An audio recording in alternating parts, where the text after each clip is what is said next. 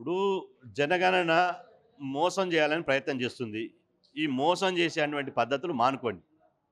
మీరు ఇప్పటికైనా గూడా ఈ జనగణనలో కులగణన పట్టిక పెట్టండి. సమగ్ర కులగణన కాంప్రహెన్సివ్ డేటా, క్యాస్ట్ డేటా పెట్టండి. ఆ తర్వాత బీసీ లెక్కలెన్నున్నాయో చట్టబద్ధంగా, అధికారికంగా వెల్లడించండి. 50% రిజర్వేషన్లు ఎత్తిపోవడానికి క్యాప్ ఎత్తేసి జనాభా లెక్కల ప్రకారం బీసీ రిజర్వేషన్ పెంచండి. మహిళా బిల్లులో బీసీ మహిళలకు సభ కూడా ఇవ్వండి. చట్టసభల్లో బీసీలకు రిజర్వేషన్లు పెట్టండి. బడ్జెట్లో మా వాటా చట్టబద్ధంగా ఇవ్వండి. అప్పుడే మాకు న్యాయం జరుగుతుంది. దేశంలో సామాజిక న్యాయం వస్తుంది.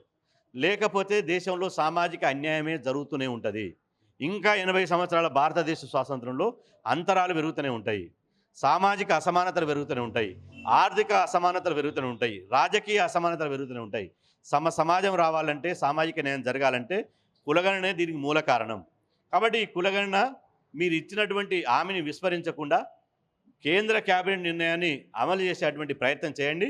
లేకపోతే మాత్రం 2-3 రోజుల్లోనే ఢిల్లీలో 29 రాష్ట్రాల ఓబీసీ నేతలతో కూర్చుంటాం.